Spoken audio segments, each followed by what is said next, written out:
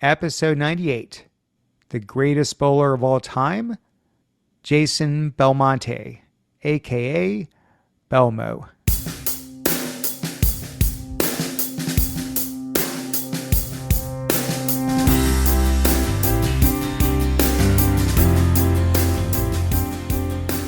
Welcome to The Art of Excellence, a show about people doing extraordinary things in their lives.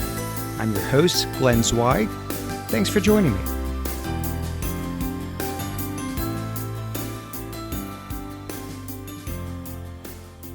My guest today is Jason Belmonte, aka Belmo.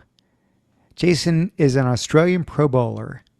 He's won 31 PBA titles, including a record 15 major championships. He is one of two bowlers in PBA history to have won the Super Slam, winning all 5 PBA major titles. He's been named PBA Player of the Year 7 times. He is widely considered one of the greatest bowlers of all time. Well, Jason, welcome to the show. Glenn, it's so good to be on your show. Now, I am actually talking to you. You are in Australia, yeah? I am. I'm in a little country town called Orange, which is in New South Wales, which is about 4 hours west of Sydney. Hey, my first of many maybe dumb questions here. When Americans call it down under, is that like, that's cool? Is that an insult? Is that good? Is that bad? How do, Australians view that term? No, I think it's a very accurate description of where we are on the map. We are down under the equator. So no, it doesn't insult us. Unless you're referring to like our intelligence or something like that. But no, our geographical location down under is fair game. Say it as much as you want. Now, your fans call you Belmo, right? They do, yeah. I feel like I'm a fan now. Do I get to call you Belmo? Yeah, there's maybe like 4 people in my entire life that actually call me by my first name, Jason. So I'm probably more used to hearing Belmo than I am Jason. I got it. Well, where did Belmo come from? A long time ago, when we used to put our names in the scoring monitors for bowling, one place that we would go to could only fit in 5 letters. And we would all put our last names in for the scoring. And so when you try to type in Belmonte, the first 5 letters was Belmo. And it just was up on the scoreboard. And this was when I was probably maybe 13. And somehow it stuck from this little country town, Belmo, on the score grid to around the world. So it's kind of weird to me that that's where it all came from, but that's how it started. That's how it started. Well, Belmo it shall be. So here's where I want to start. I just read a poll. This was conducted earlier this year, and it showed that bowling is one of 2 sports most played by Americans. If you're curious, cornhole being the other. It was a very tight race. More than cycling, more than golf, more than anything else. But in terms of sports viewing habits, I doubt it even makes the list. Why do you think there's such a disconnect? Yeah, I mean, that's a really good question. There's really 2 sides to the coin to bowling. The first is that recreational, fun, entertainment side, which anybody who's listening, I would find it very hard to believe that no one listening hasn't gone bowling. Like everybody at some point in their life has rolled a ball down the lane, and it's a lot of fun. And it's not meant to be a competitive side, and so that element of the game is really popular. And just as you said, it's one of the top 2 most played sports in the US. Now, the other side of the coin is the competitive side. And I think there are a few reasons why the disconnect happens is that, one, I think our sport over the decades has done a relatively poor job in educating the majority of the public on what it is that we do at a competitive level, at the pro level. And so it becomes one of those, oh, I go bowling. these pros get a strike. I've got a strike. I can do that. And so that understanding of how accurate we are and the type of environments that we play in is different to what you'll play in on a Friday night with your friends. That's been poorly communicated. I think the other thing that probably hasn't helped is that bowling is a relatively old game. When we're talking about, sports in the US in particular, bowling was around a long, long time ago, and so with the new, technologies that happen, only a few of the big mainstream sports survive to carry on. Where I think a lot of the niche sports definitely struggle, and so we need to find creative ways to engage that newer generation into an older game. And I think we are starting to do that. There's the two-handed style of bowling, which is something that I do. We have new technology on the lane. So when you're watching bowling at a pro level on TV, we have some pretty cool data and stats that you can view, and the tournaments are getting better. So we're doing our best. It is a work in progress, but I think those are probably the two main reasons I can see the disconnect. Well, since it hasn't reached, that level of popularity, do you like the fact that you can be, I'm guessing, somewhat incognito when you sort of walk around your neighborhood, or when you come to the States, you go in a restaurant, probably most people don't know who you are?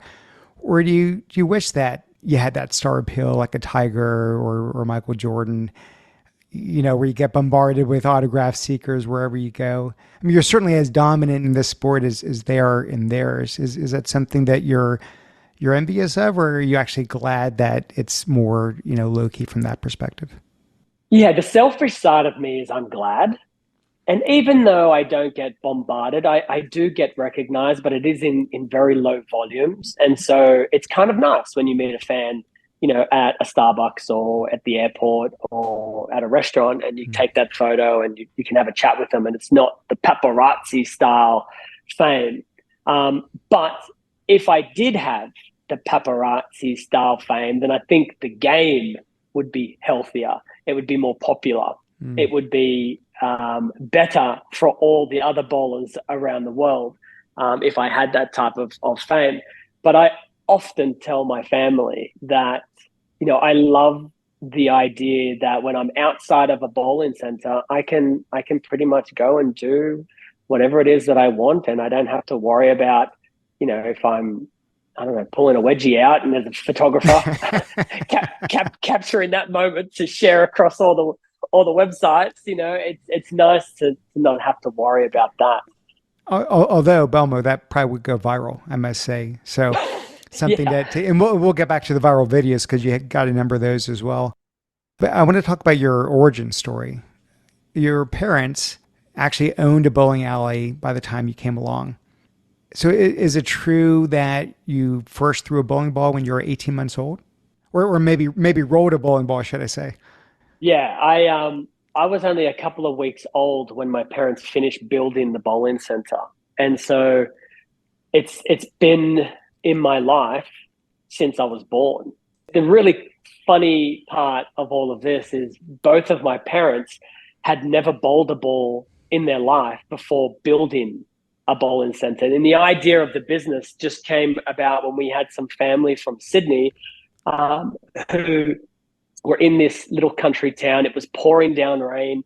We're in the 1980s. There's not a whole lot of things to do in this country town. And someone had suggested, oh, why don't we go bowling? And that's when my parents said, well, we actually don't have somewhere to go bowling here in town. And it was like the very next day, this kind of epiphany hit them, and they decided to build it. And so it's been pretty amazing, the story from that perspective, when you think about these two people who have no idea what the game is, decide it's good for the community, it could be a good business opportunity, and then they put their little 18-month-old kid on the lanes to kind of keep out of their hair while they worked. And I started to just bowl, and I fell in love with it immediately. And I wanted to do it all by myself, apparently. I didn't want my mom and dad to help me. I wanted to do it all by myself. And so pretty much when I wasn't at my home, or as I grew older, if I wasn't at school, I was on the lanes bowling. How far back does your earliest memory go of being on the lanes? And there's no way 18 months you can remember that. Is there a certain age when you recall, like, you can go back in time and remember what you fell in love with? Yeah, fragments, and it's sometimes hard to remember like exactly how old I was, but there's one specific memory that I have where I made this. In my head, I can just picture me being like maybe 4 or 5 years old, and I made this very tough split for the first time. And I remember just running around the bowling center, telling anybody who was there, who was willing to listen. I just spared this really big split. And I remember running up to Dad. He was one of the last people because he was busy, and I was running. I said, Dad, you've got to see what I just did. This is unbelievable. I just spared this split. And I actually don't think my dad was really like aware of how big a split it was because he'd see me bowl 1,000 balls down the lane or whatever, and he's like, "Oh, that's really cool, son." And I remember thinking, "Oh, Dad thinks it's really cool," but when I remember it in my head, he was so busy. But I remember being happy that he thought it was cool, and to me, I was just telling everybody in the bowling center. So that was one specific moment. Is this true, Belmo? When you were 10 years old, you told your parents that your lifetime goal was to bowl 100 perfect games. Is that true? Yeah, well, I don't remember saying that, but my mother, she hasn't lied to me yet, so I don't think she would lie about this either. She claims that's what I said to her. Which, by the way, you actually accomplished that, I think, just recently, yeah? A year or two back? Yeah, a couple of years ago, I did. I kept count till I got to 100, and it wasn't until I got to 100 that my mother reminded me that I had mentioned that to her when I was 10. And I said, I don't remember saying that. She's like, "Oh, I remember it very clearly. You came up to me and you said, one day I'm going to bowl 100 perfect games." And I was like, well, I was a very optimistic young 10-year-old because I didn't think I was going to get to 100. But, here I was a few years ago. Yeah. I mean, obviously, I shouldn't be surprised, I guess, given your track record. But I'm more surprised it just like the focus you had when you were 10 years old. Had you already set your sights on being a professional bowler one day? Like, did it come that early in your life, or when did you get to a point where you said, "I think I'm going to really go all in on bowling as a future career"? Yeah, no. So I didn't even really know how far bowling spread around the world until my early to mid teens. I didn't even know there was a pro tour at that age. We were so disconnected from the rest of the world in Orange, where I live, that until a couple of Americans actually came to live in my hometown and they used to bowl league with me, they would tell stories of the PBA tour. But that wasn't until my early teens. And so all I knew and all I can tell you or who I am to this day is I am a very competitive person. Like even as a kid, if it was a soccer ball, I wanted to be able to score the most goals. If it was a rugby ball, I wanted to kick the most goals. If it was a cricket ball, I wanted to take the most wickets and get the most runs. And with bowling, I just wanted to be whoever it is, so whatever the place, wherever I was, I wanted to be the best that there was there. And so that instinct of that competitive nature has just always been inside me. The only thing that changes is the level of competition as I get older. When I become aware that there is another level for me to get to, I was really determined to go chase that next level. I never wanted to, as you would probably describe it now, is I never wanted to be the big fish in the little pond. I wanted to constantly be the biggest fish in the biggest pond. Like that's just my mentality in life. That was just always your internal wiring. That didn't come Always from was, yeah. your parents or anything else. Just the way you No, yeah. no. Let me ask you, because you mentioned rugby and I mean, here in the States, right? You got kids that are mostly playing baseball and basketball and football. I'm guessing over there, I mean, rugby and soccer. So you're certainly not bowling. So other than having access to it, which of course is a big thing, and you said you sort of fell in love with what drew you toward bowling, versus all these other sports that obviously had a lot more popularity. Yeah, I had to make a decision when I was about 17 years old. I was rather clever playing rugby and cricket. And I had an opportunity to pursue those two sports a little bit more seriously. And those are the two more serious games in Australia, more popular, Mhm. where the bigger dollars are at the pro leagues. And so my bowling would have to take I guess, a pause, or maybe even to stop it completely, because to be the best, to be at that level, like, you have to commit yourself to it completely. And I actually remember why I didn't commit to cricket or rugby or something else. And it came down to, when I didn't play those sports for a week or 2 weeks, it didn't bother me. Like, I really loved to play them when I was play them, when I would play them. But if I wasn't to play them, well, I'll just wait till the next match rolls around, or whatever. But when it came to bowling, if I didn't bowl, I became agitated, cranky.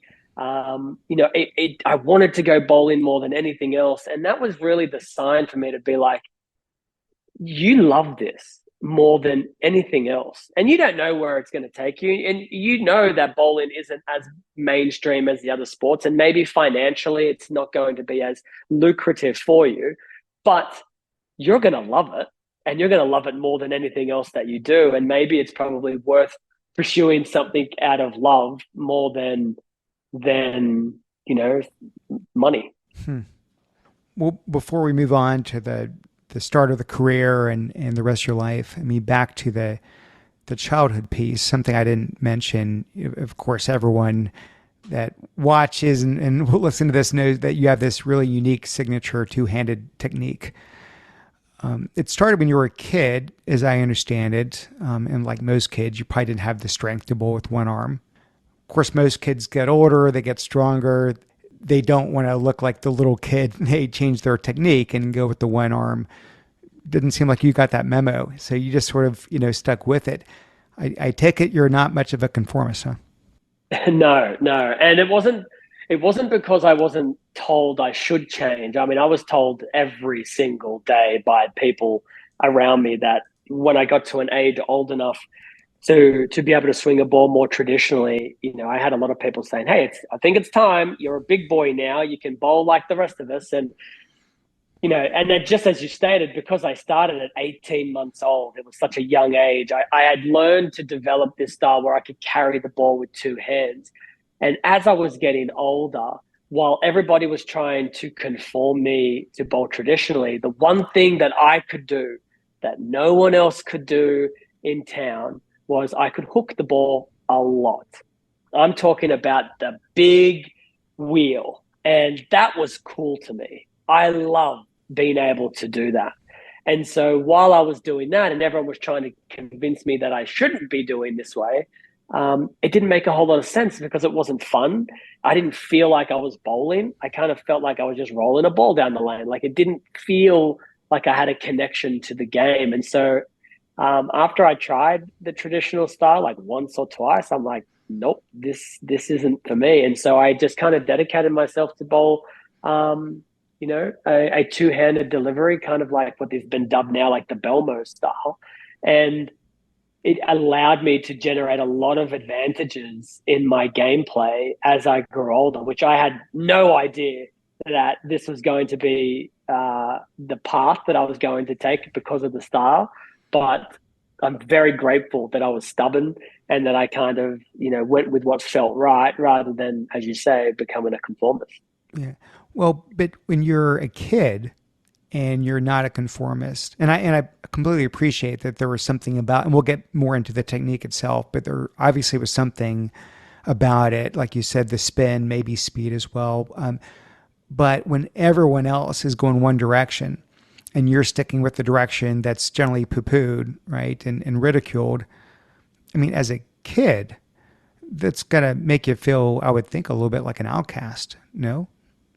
I mean, yeah, look, it's hard to quantify, like, that aloneness, or even sometimes it was a little sad because you would look up to the older bowlers, and you would want to be in their little clique because they were cool. They were 5 years older than Mm. you, and you're just this 7-year-old kid and you want to play with the 10, 12, 13-year-old fellas, and they, they would play with you, but they would also tease you a little bit about the Hmm. way that you would bowl. But the one thing that happened is every time they would tease me, we'd look up at the scores, and my score was always way higher than theirs. And so I always had the confidence to fall back on, yeah, you can tease me by the way that I'm playing, but I will always have one more thing to say, Hmm. and that is, I won. So say what you will, but I keep winning. And I think that allowed me to get a lot more confidence. I think if I bowled the way that I did, and I was also terrible at it, I probably would have had a harder time Hmm. staying true to how I was, because there probably would have been a lot more people saying, "Listen, you're not even doing well. Like, why are you doing this? You're coming last. Like, we need to help you. We want to help you." And so the fact that I was winning all the time was just it was a simple rebuttal. Just look at the scores, mate. I bet you by 100 again. Yeah. So in terms of this technique, my understanding is you don't use your thumb. You just stick your fingers in, and that makes it easier to spin the ball, like you're talking about. Is that the main advantage? Is it also speed? Are there other things with that technique that has enabled your game? Yeah, so the biggest advantage is that rev rate, the Hmm. ability to spin the ball at such a high velocity. And when you incorporate that with ball speed, what you're doing is you're turning a piece of bowling ball technology that is designed to hit the pins hard. It's much like a golf ball. Golf balls today are designed to go further. They're meant to pierce the air through the sky better, give you more spin on the greens. And bowling ball technology is the same stuff throughout the years. It's always getting better to knock over the pins. But a bowling ball, much like a golf ball, if you just leave it on the ground and don't do anything to it, well, it's not going to move, and it's not going to go through the air. It's not going to roll down the lane. It's not going to hit the pins hard. So you have to throw it. And the more revolutions you can throw on that bowling ball, you're essentially just powering up the technology in that bowling ball as you would a golf ball. If you swung it at 100 miles an hour with a 100 mile an hour swing to a 200 mile an hour swing, well, you're giving the club and the ball more power to go further. And in bowling, it was what I could do. I could spin it about nearly twice as fast as everybody else that I knew. And so then I could hit the pins twice as hard. And if I can hit the pins twice as hard, I'm sending them flying all over the place, and I have a higher chance of getting a strike. And that's how I found to be one of the first advantages of the way that I bowled, was I could just strike more than everybody else. I was just thinking about this as you're talking. I just interviewed Bubba Watson, if you know him, the golfer. Of course, yep. He was the last one, two-time Masters. He had a great hook shot. So maybe maybe this is like my new theme for the podcast. Amazing hook shots. So you got this incredible spin. You got this amazing speed. As I understand, when you first joined the PBA or early on in that professional career, you actually tweaked your game a little bit, trading off power and spin for control. Was there a coach that you were working with? Were you figuring this out on your own? Help me understand how you're becoming self-aware about your technique and what's going to, help propel you and what's going to hinder you. Yeah, no coach, no, never. My whole career, I've been self-taught, and I'm constantly self-learning. Any reason for that?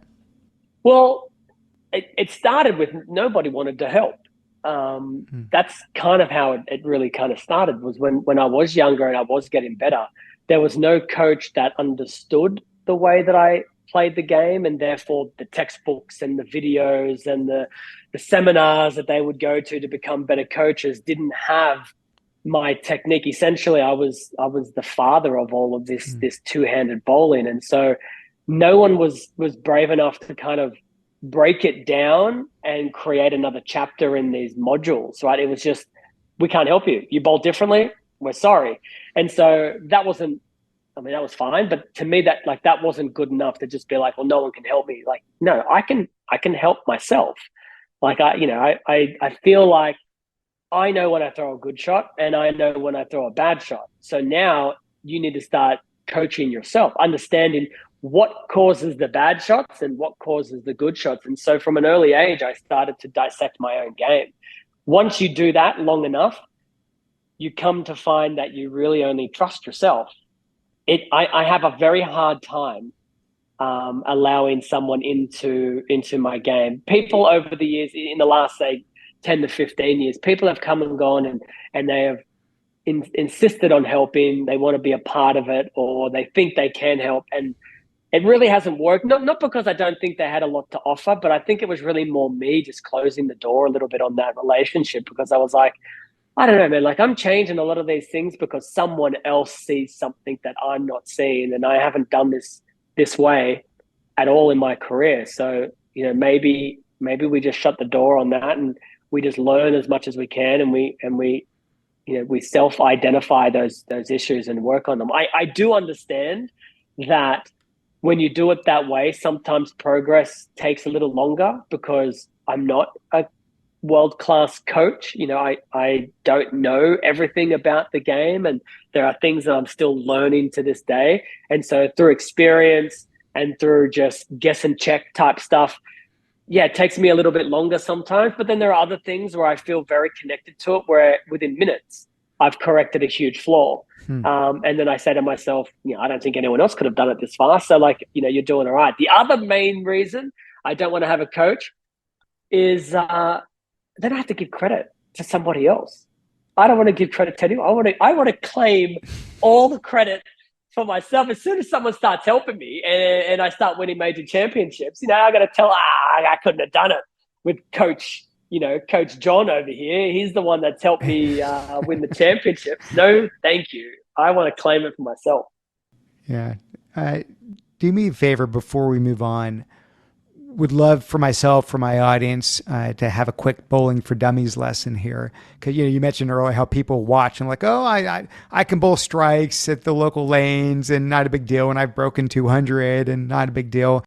From a novice perspective, it appears on the surface that a lane is a lane is a lane. You sort of just do the same thing over and over. Every lane's the same, but these lanes have different oil patterns.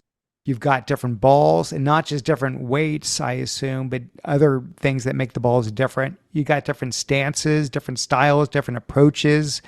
So I'm sure this in itself could be a whole hour podcast, but give me just sort of a high level in terms of what makes bowling at the professional levels in terms of the lane so different, and then a little bit of strategy in terms of why it might be different how you approach one of the big majors from the next one and the next one.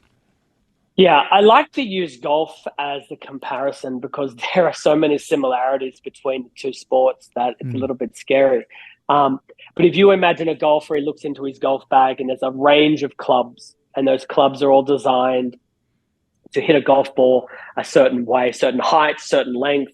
And we bowlers, we also have an arsenal of bowling balls that are designed to hook more, hook less, hook later, hook earlier. Some are shiny, some are dull.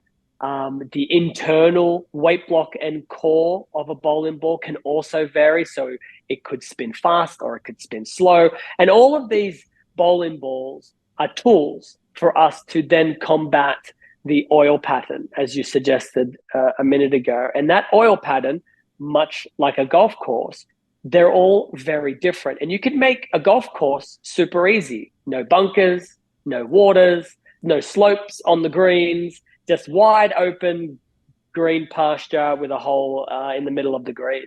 That's a very easy golf course to play. Or you can raise the rough, you can narrow the fairways, you can add bunkers, you can add water, you can add cliff, and you can add slope. And then all of a sudden now, a golf hole can become incredibly difficult. And the same can be said about bowling. We can oil a lane in which the oil can help the bowling ball get back to the pocket. Or we can oil it where any mistake from rev rate, speed control, accuracy, any one of those things, and the ball will not get to the pocket. It will leave you a split or a difficult spare. And that goes all the way back to what I said earlier about the disconnect, the miscommunication is when we go bowling on a Friday night with our friends and it's just for fun, typically we are bowling on what is called a typical house condition. And that is just a very easy, because we want everybody to try to get strikes, right? We Mhm. want everybody to have a good time with their friends. And so we oil those lanes very easy.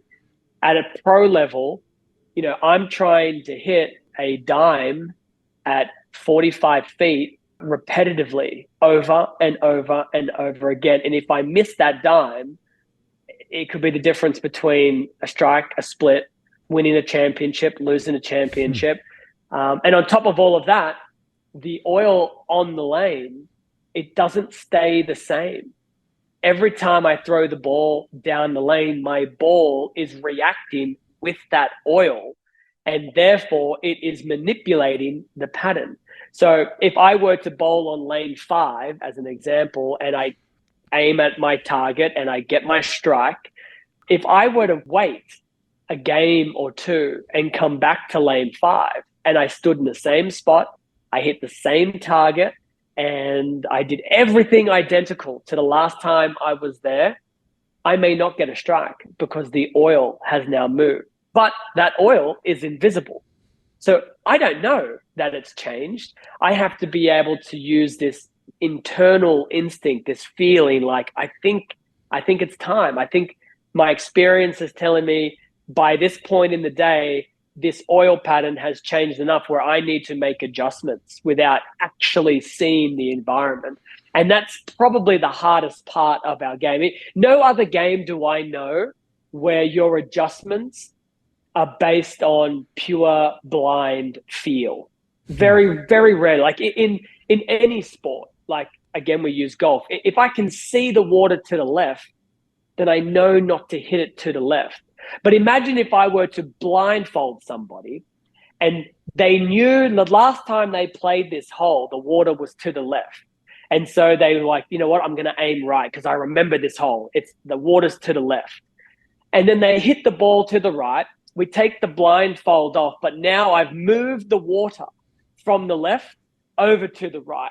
And now their ball rolls into the water. And they're like, oh, I didn't know that the water moved, right? Like that's how we feel as bowlers sometimes is we'll execute these perfect deliveries, hitting our target, and we're expecting a strike. But this invisible oil has moved. It has changed. And now what should be a strike turns out to be a split or a possible spare, and we look up and we're like, oh man, I guess I had to move. I didn't realize. And so you're constantly battling that, and you're doing that against 200 of the other greatest players in the world to do that. And Hmm. so it is exhausting, mind-numbingly exhausting by the end of the day, where we compete from 10 a.m. till 7, 8 p.m. For a regular tour event, major championship, and we do that 5 days straight. So we're bowling 6 hours of the day, seven hours of the day, where every single shot we are constantly thinking, is it time to move? Should I move? Do I change my bowling ball? Do I change my hand release? Should I bowl faster? Should I bowl slower? Hmm. You're making all of these on the fly decisions, and then you have to execute a perfect delivery. Otherwise, whatever adjustment you made is for nothing. Because if you're not executing a good delivery, you'll never know if it was the right thing to do. So it is a tough game, and we go all the way back to when we about that disconnect. It's like most people don't know that that's what it takes to bowl at a pro level. Most of us go bowling, and for an hour or 2 hours, it's just fun, right? It's not exhausting. But what we do at the pro level is, I can play a game of rugby, I can play a game of soccer, and I can run the whole hour, and I am never as exhausted after doing that as I am of a full day bowling at a major championship on a really difficult oil pattern. I'm just, yeah, you can't talk to me. I just fall into the bed and I pass out at the end of the day. Physically exhausted or mentally exhausted or both? I think it's way more mental exhaustion at that point. The physical side of things, I mean, we do get physically tired, but for me, that's what I work out for, right? Like I train my legs, I train my core. Yeah, I was going to ask you. Actually, it's a good segue. I was going to ask about what do you do when you're not in a tournament, practice wise, working out, practice.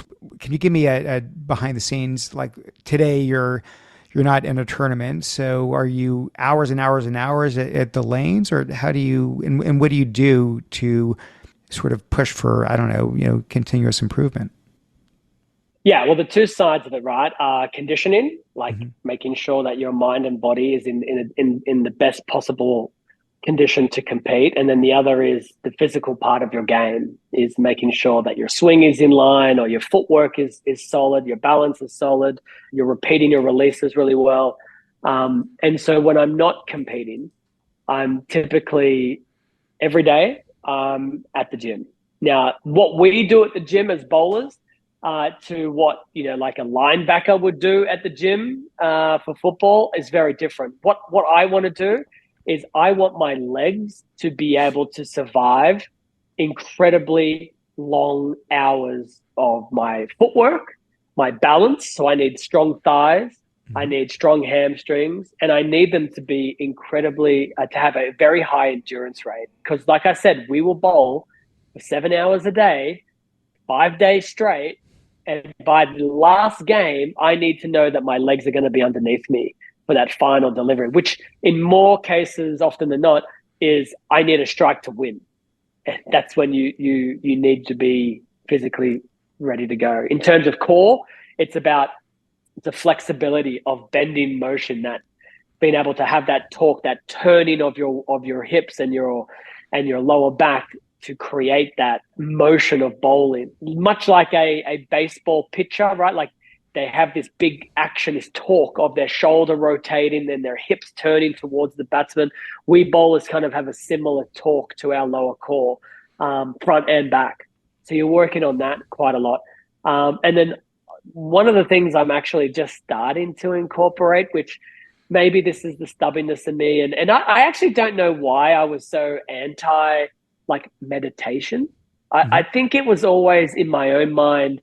I don't think it works. I don't know. I don't know why I did, but I'm starting to incorporate more meditation into my training and quieting my mind and allowing my mind to not get as tired. And it seems to be working. You mentioned physical and mental conditioning. So what had you done before to get mentally sharp? Well, nothing, because I didn't know. Like we're going all the way back to the beginning here, right? Like Mhm. Orange, where I came from, bowling was a new game. No one knew what they were doing. No one, right? And then by the time I'm in my teens, I started to get pretty good. And there were some coaches that were floating around. But again, like it, bowling wasn't looked at the same way in the 80s, 90s as mainstream sports like rugby and cricket, where your fitness, or even as a community, I think fitness back then was not looked at the same as it was today. And so if you do go back, and I'd be pretty confident to say this, you could go back to the 80s and 90s of any sport, and they are in no way in better shape than the athletes playing the same game today. Hmm. Our knowledge of the body has grown, programs to trainings have developed leaps and bounds. And I think there's so much more money involved that teams and sponsors, they expect their athletes to be at peak physical condition. Yeah. Long gone are the days now where even on the golf course, you're seeing the top pros smoking a cigarette in between holes, right? And in bowling, that stigma of burgers and beers and fries, that is not how it is on the pro tour. We are a young tour, a physically fit tour. And so that, I think, was what changed my perception on fitness. Was, yeah, like maybe I need to be doing more in this area, because just because Australia and bowling hadn't taught me this as a teenager, Yeah. well, I'm starting to travel around and I'm seeing some pretty great players, and they seem to be fitter than me. Like maybe I need to work on that. But beyond the conditioning piece, in terms of actual practice on the lanes, how rigorous is that part of it? That side of it is a little bit interesting. It really depends on what I'm trying to achieve for the session. Sometimes I can go in for a practice and I have this goal in mind where I'm working on a new release. And it might be 15, 20 minutes into the session and I'm just nailing it. And I feel like, yep, I got it. I'll pack up and I'll leave and I'll say, right, I came in with a goal. I achieved that goal. Might have only taken me 20 minutes to get there, but I'm good to go. Other times I'll have a goal. And sometimes this happens where I'm like, this should be a pretty quick session. And it just that doesn't work. It's just nothing feels right. And I can be there for hours trying to figure out what it is that is causing me not to feel good with this new motion or this new release or this new something. But every session that I have, I will still work on at least 15 to 20 minutes extra of just core fundamental stuff, working on my balance, working on my spare shooting, which is like putting to us. And so no matter what it is that I'm doing, I will always finish up a session with those very core basic stuff. But when I'm doing something new, yeah, it's a flip of the coin. Sometimes, I'll leave home and tell my wife I'm going to go practice. And she'll be like, okay, well, I'll see you when you get back. And I'm like, okay. And then, like half an hour rolls by and I'm back. And she's like, already? I'm like, yeah, everything felt pretty good. So she's like, oh, that's good. And then other times she's like, are you ever coming home? I'm like, yeah, I've nearly figured it out. Yeah, maybe another hour or two. I'm coming. Believe me, I'm coming. Well, Belmo, you've won 15 major titles, 7 Player of the Year awards, and I can tell you're not done yet. When I think of the top elite athletes, the best of the best that transcend their sports, the Tiger Woods, the Michael Jordans, the Roger Federers, the Tom Bradys, they all seem to have some way of elevating their game when it matters the most. The biggest tournaments, the biggest games, everything's on the line. And I put you in the exact same category. Help me understand, what are you doing going into those high profile tournaments to have such success? Are you preparing for them any differently? Is there, back to the mental part we're talking about, is there some mental part of the game that takes over? Anything you can help me to understand how you rise to the occasion so consistently over the years? There was one major difference from the beginning of my career to the moment I started to dominate the Pro Tour, especially the major championships. There was one thing I changed, and it was a perception. It was an outlook. When I would get to these high pressure moments, the big moments, I found myself saying, like, I hope I don't miss. Right before I was about to bowl, there was this fear. I was scared of failure in that moment, and I would miss.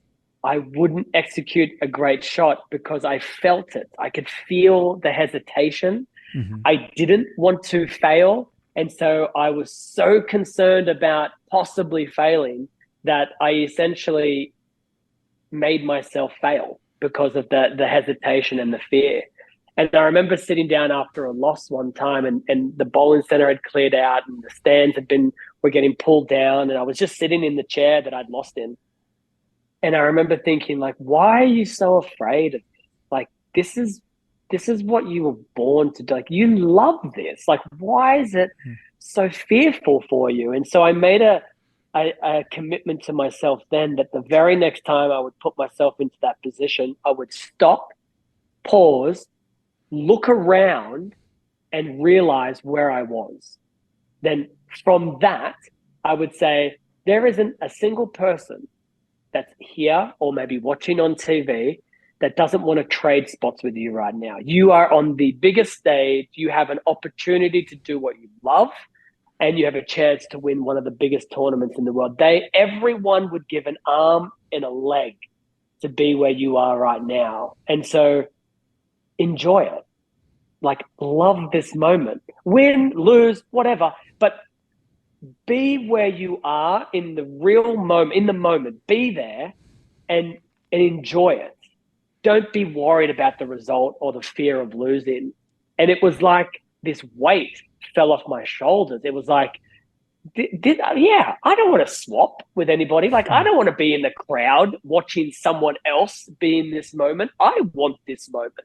And as soon as I went from, I hope my opponent misses and I don't have to get the strike, it was like, I hope my opponent strikes. So it forces me to strike. Like, I want this moment to be this way. And that just changed my execution rate. That just went from, a 70 to 80% execution rate to high 90%. And when I can do that, I become very difficult to beat. And I think the fact that I enjoy that moment so much, my competitors see that it's not fear anymore. It's kind of like I'm in my element. I think it makes it harder for them. Like they feel uncomfortable because they're like, man, he is so comfortable in this setting and I am not comfortable and he's executing so well. Like, oh, I hope I don't fail is maybe Hmm. what they might be thinking. Wow. And I would advise anybody that's in any stressful situation, if you truly love what you do, that stress is a good thing. It means something is happening to you that matters, and enjoy it rather than being fearful of it. Hmm. And just like you were your own coach, I take it you were also your own sports psychologist. This wasn't someone else that was helping you get over that. This was yourself, just doing self talk and getting yourself to, you know, to rethink how you're approaching these tournaments and how you're approaching the moment. Yeah, absolutely. No psychologist, no team behind me that would help me in any of this stuff. What I would do is, and you mentioned a list of athletes there, is, I'm a sports fan in general. So I love Mm-hmm. watching my tennis, my basketball, my American football, not so much because I don't quite understand the rules, but I appreciate greatness when I see it. So, Mm-hmm. yeah, your Tom Brady's, your LeBron James, and you would hear interviews or you would read autobiographies or you'd watch documentaries and you'd be able to pull from these geniuses of sports things that they would do or things that they would say. And sometimes you would see that, oh, that's a new way to look at it. Or sometimes you would relate to it. You'd be like, that is exactly how I think of it. And throughout the years, you're pulling these little bits of information and sometimes some things just click. But that fearful thing and then in the moment, that was just after a really, really bitter defeat.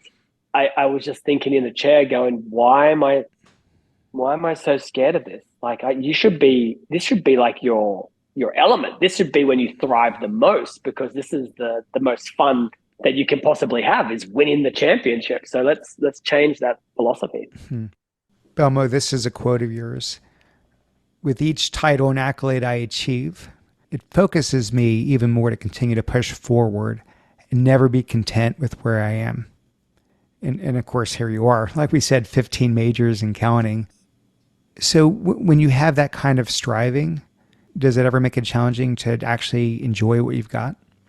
Yeah, it does a little bit because I feel like if I enjoy what I have too much, that's when you can almost become complacent in, oh, maybe I've done enough. Right? Like look at everything that I have achieved. That's a lot. Okay, relax a little bit. Like, you've done so well. And some of the younger pros on tour, when I have a bad performance, they will say to me, it's okay, you have 15 majors, relax a little bit. And I look at them and I say, that's why I have 15 majors, is because days like this still upset me. Hmm. And it's the ability to be like, I know what I have, but I know what I want. And sometimes that can be a really tricky thing to say out aloud because there are many people, well, in my case, there is no other bowler that can boast what I have. And when I say that that's not enough, sometimes it's almost offensive to players who maybe don't have any major championships or have one major championship. And here I am saying 15 is not enough. Like I got to get to 20. Like that's where I've got to get to. And I find it difficult talking with my competitors sometimes in social settings where we're talking about, we're just kind of, as you could imagine, a few baseball players just sitting around a bar and just talking, same thing with bowlers. We do the same. And sometimes I have a hard time opening up too much because it sounds very harsh to the other players that, because if I'm not content with where I am, then it comes off like, well, I clearly don't respect what you've done. And that's not the case. That's not how I want it to be perceived, but it's just that internal drive that I'm like, I'm not really happy until I'm happy. And maybe when my career is over and I can retire, then I'll get to truly enjoy what it is that I have accumulated. But as it is right now, it is purely motivation that it's not enough. It's one of the reasons why I get out of bed and go to the gym and train and practice and then, compete in these tournaments is it's just not enough. I want to keep going. I want to keep getting higher and higher up the mountain. You've got this pretty quirky, I'd call it self-deprecating sense of humor. There's this YouTube video. I'll put it in our show notes. People can look up. It was years ago, but it's where you said you had this serious medical condition called singular chirophobia. Singular chirophobia. Yeah. The fear of using one hand. And then there's just this sort of fun relatability to you. There's this group called Dude Perfect. They got crazy amounts of following. You did this project with them where you had like the longest strike ever. I think like 800 feet or 1,000 feet. You did this other video partnership with NASCAR where you threw the ball out the window going 140 miles per hour, like the fastest strike ever. So I was trying to think, like, is that brand truly reflective of who you are? And there's a part of you that has that sort of the striving and the intensity and the always wanting more, with the part that's just, don't take yourself too seriously. How do you sort of reconcile those two? Yeah, I think you need balance in your life. Hmm. I think you need to be able to be serious when you need to be, and I think you need to be able to have fun and poke fun at yourself or be the butt of a joke every now and then. And if you can handle that, then I think you're pretty well balanced. And so all of these video collaboration ideas was the counterweight to the major championship side of me, right? There is this version of me that has this killer instinct, laser focus. This is all that matters in the world right now, winning this major championship.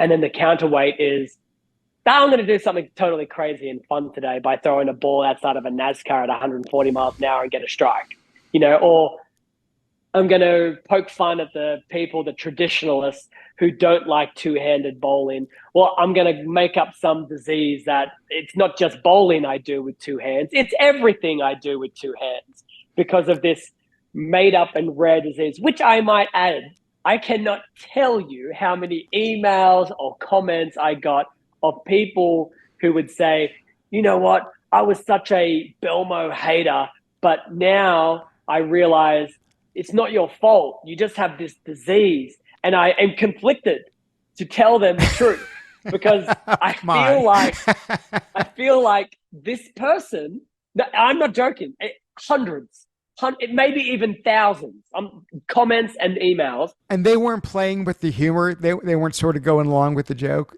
Look, maybe some of them, maybe, but there were definitely the majority that were not playing with it. And so I would be conflicted because I was like, if I inform this person who was once a hater, is now a fan because they think I have a disease, if I tell them I'm lying and that this is all one big joke and I can't believe they didn't see it to be a joke because I thought it was quite obvious, they are going to hate me even more.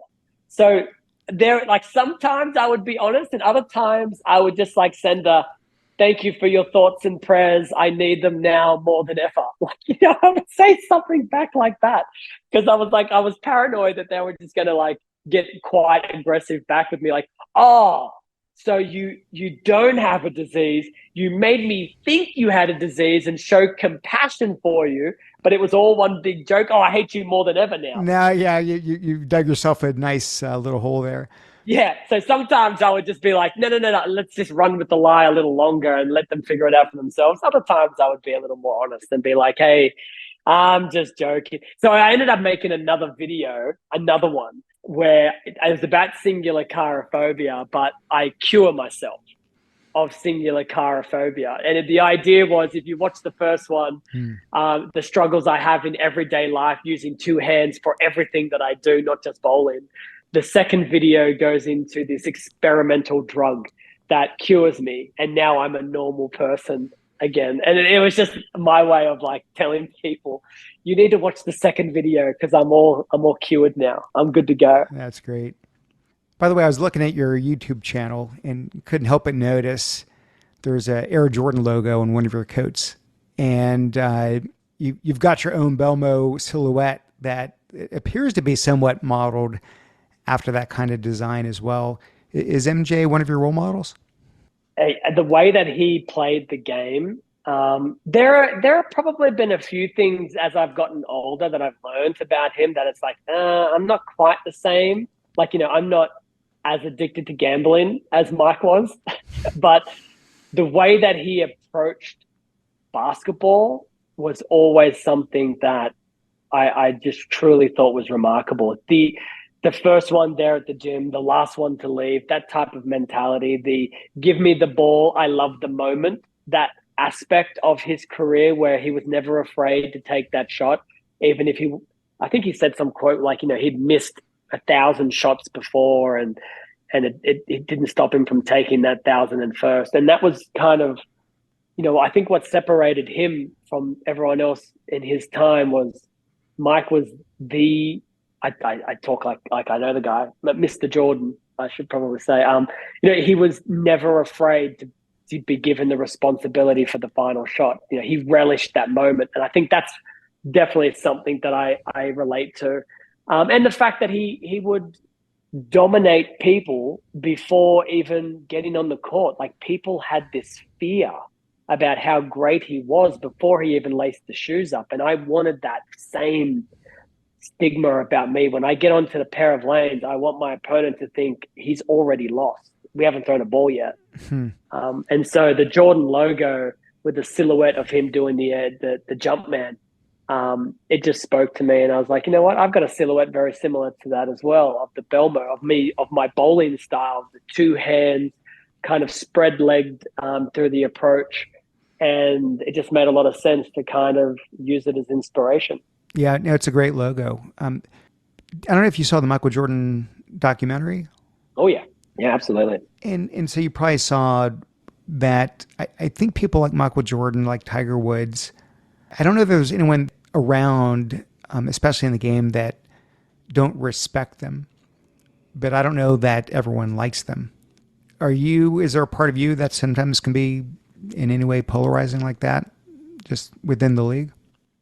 Yeah, I think so. I think the younger generation today see me differently than my own generation or the older generation as I was Mm, coming through the pro ranks. I think my ability to do what I have done, I think the kids, I say kids, from 27 and down, I think they see my career and go, that's pretty cool. Like I respect that. And so I do feel that respect from the younger generation. And I try to lend a helping hand with a lot of the younger bowlers on tour. Sometimes simple stuff, sometimes a little more deep and a little bit more like thought provoking stuff we mm. will talk about. And I try to offer that to them because I didn't get that. In fact, it was the opposite for me. Like no one wanted to help me. So I felt like it was kind of a responsibility of mine. Like I would do it to my children. I would do it to my friends if I could offer advice. And now I feel like it's a responsibility of, an older bowler giving some wisdom to the younger bowlers. And maybe they enjoy the game a little better or have more success, which they might make them enjoy the game a little more. And so the younger bowlers, yeah, for sure. The older bowlers, I think I'm a little polarizing to them. I think, I've bowled against them in their peak of their careers and I dominated that portion. And sometimes it can be difficult when you're trying to provide for your family and you don't win as often because someone else is winning more. I think it stems from that mostly. I have a hard time believing that. I don't know. I feel like I'm friendly enough, like on tour. Like I feel like I'm never rude or I never I never say I feel like I don't say anything to purposely insult somebody. So I feel like a lot of the angst against me is really from the competitive side, just that I win so much and that causes them to lose so much. And yeah, it would be annoying. It really would be. I can't relate to it. Yeah, yeah. Well, we'll wrap with this. I end the podcast always this way, which is the name of this podcast is The Art of Excellence. In that word excellence, I like my guests to define what it means for them. What comes to mind? Yeah, honestly, I think it's just every single moment, day that comes forward, like just bettering yourself. Like, to be excellent and the art of excellence. I don't know. I almost feel like it's like the word perfect. It's like it's unattainable. It really is. But what you're trying to do is you're just trying to get closer to it every day.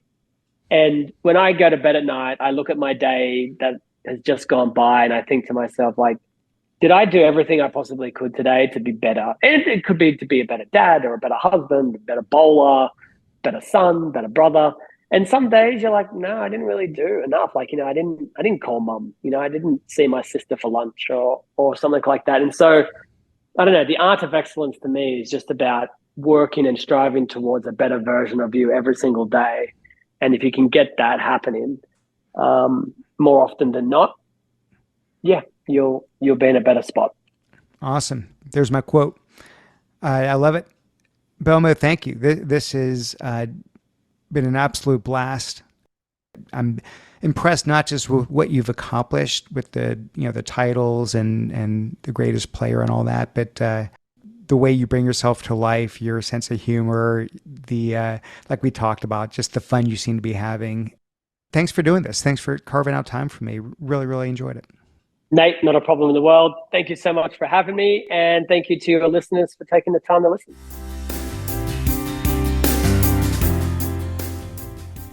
Hey, thanks for listening. Okay, don't go. Don't go yet, please. 2 favors. I ask simply 2 favors. One, if you could please download the iTunes app. You could do it on your phone. You can do it on the computer. Take 60 seconds and leave a review. It means a lot. 2, you can find my episodes on several social media sites, Facebook, LinkedIn, Twitter. Find the one that you like the most. Find the one where you tend to have a lot of friends and followers.